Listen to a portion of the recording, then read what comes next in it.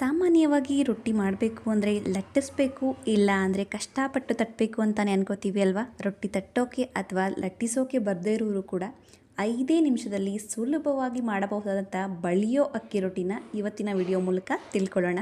ಈ ಅಕ್ಕಿ ರೊಟ್ಟಿ ತುಂಬ ಸಾಫ್ಟಾಗಿ ಮತ್ತು ಟೇಸ್ಟಿಯಾಗಿ ಕೂಡ ಇರುತ್ತೆ. ಬ್ಯಾಚುಲರ್ಸ್ ಇರಲಿ ಅಥವಾ ಹೊಸದಾಗಿ ಅಡುಗೆ ಕಲಿತಾ ಇರೋರಾಗಲಿ ತುಂಬ ಕಡಿಮೆ ಸಮಯದಲ್ಲಿ ಈಸಿಯಾಗಿ ಮಾಡ್ಕೋಬಹುದು.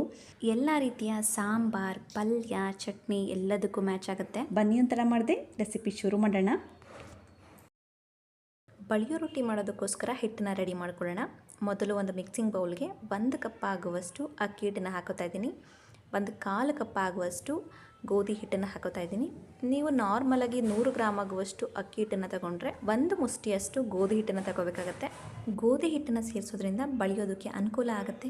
ಇವೆರಡು ಪದಾರ್ಥಗಳನ್ನ ಸೇರಿಸ್ಕೊಂಡಿದ್ದಾದಮೇಲೆ ರುಚಿಗೆ ತಕ್ಕಷ್ಟು ಉಪ್ಪನ್ನು ಸೇರಿಸಿ ಒಂದು ಸಲ ಇದನ್ನು ಡ್ರೈ ಮಿಕ್ಸ್ ಮಾಡ್ಕೊಳ್ಳೋಣ.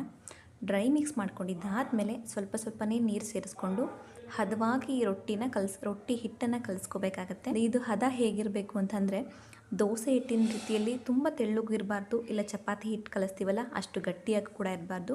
ಈ ರೀತಿ ಹಿಟ್ಟನ್ನು ಸ್ವಲ್ಪ ಗಟ್ಟಿಯಾಗಿ ಕಲಿಸ್ಕೋಬೇಕಾಗತ್ತೆ.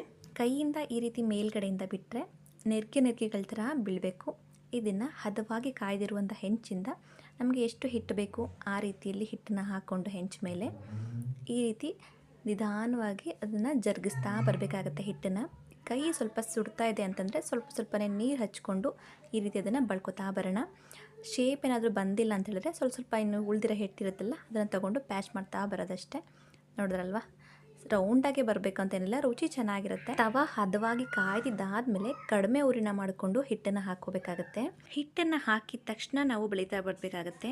ಅದನ್ನು ಸ್ವಲ್ಪ ಹೊತ್ತು ಹಾಗೆ ಬಿಟ್ಬಿಟ್ರು ಅಷ್ಟೇ, ಒಂದು ಸೆಕೆಂಡ್ಸ್ಗಳು ಬಿಟ್ಟರು ಅಷ್ಟೇ ಅದು ಬೇಗ ತಳ ಕಚ್ಕೊಬಿಡುತ್ತೆ ಮತ್ತು ಬಳಿಯೋದಕ್ಕಾಗಲ್ಲ, ಅಲ್ಲೇ ಹಿಟ್ಟು ಉಳಿದು ಬಿಡುತ್ತೆ. ಹಾಕಿದ ತಕ್ಷಣ ಕಡಿಮೆ ಉರಿನ ಮಾಡಿಕೊಂಡು ಆ ಹಿಟ್ಟನ್ನು ಬೆಳೀತಾ ಬರಬೇಕಾಗತ್ತೆ. ನೀರು ಕೈ ಮಾಡ್ಕೊಂಡು ಇದನ್ನು ಮುಚ್ಚಳ ಮುಚ್ಚಿ 1 ರಿಂದ 2 ನಿಮಿಷ ಚೆನ್ನಾಗಿ ಬೆಂದಿದೆ ಅನ್ನುವಾಗ ತಿರುವು ಹಾಕಿ ಇನ್ನೊಂದು ನಿಮಿಷ ಬೇಯಿಸ್ಕೋಬೇಕಾಗತ್ತೆ. ನೋಡ್ತಾ ಇದ್ದೀರಲ್ವಾ, ಎಲ್ಲೂ ಕೂಡ ಸ್ವಲ್ಪನೂ ಕೂಡ ಅಂಟ್ಕೋತಿಲ್ಲ, ಆರಾಮಾಗಿ ಎದ್ದು ಬರ್ತಾ ಇದೆ, ಎಲ್ಲೂ ಕೂಡ ಕಿತ್ತು ಕೂಡ ಹೋಗಲ್ಲ. ಈ ಬಳಿಯೋ ರೊಟ್ಟಿನ ತುಂಬ ದಪ್ಪವಾಗಿ ಕೂಡ ಮಾಡ್ಕೋಬೋದು, ತುಂಬ ತೆಳುವಾಗಿ ಕೂಡ ಮಾಡ್ಕೋಬೋದು. ತುಂಬ ತೆಳುವಾಗಿ ಮಾಡ್ಕೋತು ಅಂದರೆ ಸ್ವಲ್ಪ ಕ್ರಿಸ್ಪಿ ಆಗುತ್ತೆ, ತುಂಬ ದಪ್ಪವಾಗಿ ಮಾಡಿಕೊಂಡ್ರೆ ತುಂಬ ಸಾಫ್ಟ್ ಆಗುತ್ತೆ. ಈ ರೀತಿ ಮೀಡಿಯಮಾಗಿ ಮಾಡಿಕೊಂಡು ನಾನು ಹೊರಗಡೆ ಎತ್ತಿಟ್ಕೋತಾ ಇದ್ದೀನಿ. ಮತ್ತು ನೆಕ್ಸ್ಟ್ ರೊಟ್ಟಿ ಮಾಡಬೇಕಾದ್ರೆ ಒಂದು ಸ್ವಲ್ಪ ನೀರನ್ನ ಚಿಮ್ಕಿಸ್ಕೊಂಡು, ಇಲ್ಲ ಅಂತ ಹೇಳಿದ್ರೆ ಈ ರೀತಿ ಸ್ವಲ್ಪ ಒದ್ದೆ ಬಟ್ಟೆ ಮಾಡಿಕೊಂಡು ಆ ತವಾನ ನೀಟಾಗಿ ಒರೆಸ್ಕೊಂಡ್ರೆ ಆಯಿತು. ಅದಾದಮೇಲೆ ಮತ್ತೆ ಕಡಿಮೆ ಉರಿನ ಮಾಡಿ ಹಿಟ್ಟನ್ನು ಹಾಕ್ಕೊಂಡು ತೆಳುವಾಗಿ ಬಳಿತಾ ಇರೋದು ಈ ರೀತಿ ನೋಡಿ. ಈ ರೀತಿಯಾಗಿ ಹಿಟ್ಟನ್ನು ಒಂದು ಕಡೆಯಿಂದ ಈ ಥರ ಜರುಗಿಸ್ತಾ ಬರಬೇಕು, ಬೆಳೀತಾ ಬರಬೇಕು. ಈ ರೀತಿ ಬಳ್ಕೊಂಡ್ರೆ ಸಾಕು. 5 ನಿಮಿಷದಲ್ಲಿ ಬಳಿಯೋ ರೊಟ್ಟಿ ರೆಡಿ ಆಗುತ್ತೆ.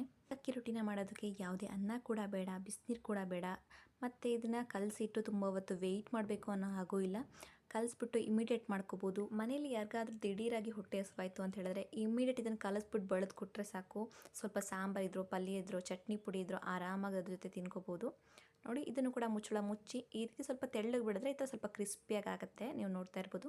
ಇದನ್ನು ಕೂಡ ಉಲ್ಟಾ ಮಾಡಿ ಮತ್ತೆ 1 ನಿಮಿಷ ಮಡಚಿ ಕೂಡ ಬೇಯಿಸ್ಕೊಂಡಿದ್ದೀನಿ. ನೋಡ್ತಿದ್ರಲ್ವ ಎಷ್ಟು ಪರ್ಫೆಕ್ಟಾಗಿ ತೆಳುವಾಗಿ ರೆಡಿಯಾಗಿದೆ ಅಂತ. ಇಲ್ಲಪ್ಪ ನಮಗೆ ಬಳಿಯೋದಕ್ಕೆ ಕೈ ಸುಡುತ್ತೆ ಅನ್ನೋರು ಮಾಡಿ ಇಟ್ಕೊಂಡಿದ್ವಲ್ಲ ಹಿಟ್ಟು, ಅದಕ್ಕಿಂತ ಸ್ವಲ್ಪ ತೆಳ್ಳಗೆ ಮಾಡ್ಕೋಬೇಕು. ಈ ರೀತಿ ಸ್ವಲ್ಪ ನೀರು ಮಿಕ್ಸ್ ಮಾಡಿಕೊಂಡು ದೋಸೆ ಹಿಟ್ಟಿನ ಹದಕ್ಕೆ ಮಾಡ್ಕೊಂಡಿದ್ದೀನಿ ನೋಡಿ. ಇದನ್ನು ದೋಸೆ ರೀತಿಯಲ್ಲಿ ಈ ರೀತಿ ಹಾಕ್ಕೊಂಡ್ರೆ ಆಯಿತು. ಸೌಟಲ್ಲಿ ಈ ರೀತಿ ತಿರುಗ್ತಾ ಬಂದರೆ ಆಯಿತು. ನೋಡ್ತಿದ್ರಲ್ವ, ದೋಸೆ ರೀತಿಯೇ ಬರುತ್ತೆ, ತುಂಬ ತೆಳುವಾಗಿ ಕೂಡ ಇರುತ್ತೆ. ಇದನ್ನು ಬೆಂದಾದಮೇಲೆ ಸೇಮ್ ಒಂದು ವಿಧಾನದಲ್ಲಿ ಮಡಚಿ ಕೂಡ 1 ನಿಮಿಷ ಬೇಯಿಸ್ಕೊಂಡ್ರೆ ಆಯಿತು. ಪರ್ಫೆಕ್ಟಾಗಿ ನಮ್ಮ ಬಳಿಯುವಂಥ ಅಕ್ಕಿ ರೊಟ್ಟಿಯಿಂದ ದೋಸೆ ಕೂಡ ಮಾಡ್ಕೋಬೋದು. ನೋಡಿದ್ರಲ್ಲ ಫ್ರೆಂಡ್ಸ್, ಕೇವಲ 5 ರಿಂದ 10 ನಿಮಿಷ ಸಮಯ ಆದರೆ ಸಾಕು. ಪರ್ಫೆಕ್ಟಾಗಿ ಅಕ್ಕಿ ರೊಟ್ಟಿನ ತಿನ್ನಬೇಕು ಅನಿಸಿದ ತಕ್ಷಣ ಇಮಿಡಿಯೇಟಾಗಿ ಈ ಬಳಿಯೋ ಅಕ್ಕಿ ರೊಟ್ಟಿನ ಮಾಡ್ಕೋಬೋದು.